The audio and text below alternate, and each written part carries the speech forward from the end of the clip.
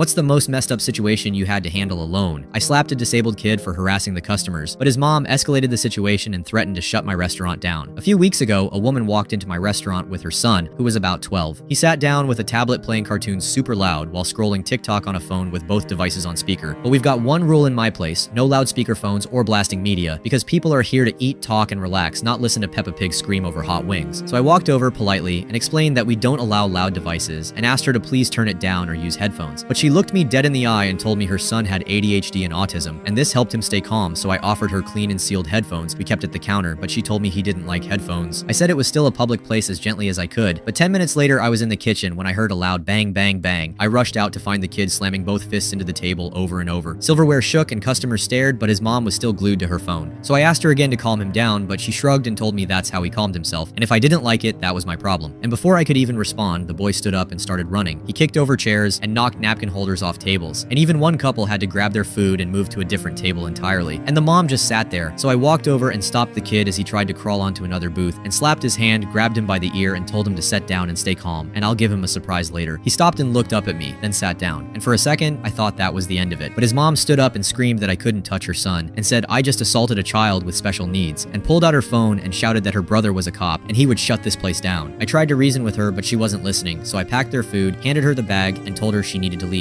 But just before they walked out, the boy turned and asked if he still got the surprise, and I smiled and told him it was already packed with the food, and he hugged me tightly, but his mom pulled him away and told me I would regret this. That night, just before closing, 3 men walked in and told me they wanted sandwiches, so I figured it was a quick order and then I can close up. But the moment I turned around to prep their food, I heard the door behind me swing open, and they were in the kitchen. I turned around and told them they weren't allowed back there, but one of them picked up a knife and told me that's exactly where they needed to be. I backed up, scared because no one else was in the building. But then Diego walked in. Diego was my new dishwasher. I hired him a week earlier and barely remembered his name. He was kind of slow and always had earbuds in, so I was thinking of firing him. But that night, he stepped into the kitchen holding a mop and hit the first guy in the chest and grabbed a frying pan and struck the second guy's leg and used a broom to knock the third guy down. We tied the guys up and called the police, and it turned out one of them was her brother, the cop she bragged about. She had sent them there to intimidate me, but instead they were arrested on the spot, and her brother was discharged from his job. And now Diego is the head of security, and he can wear earbuds and drink as much tequila as he wants on the job.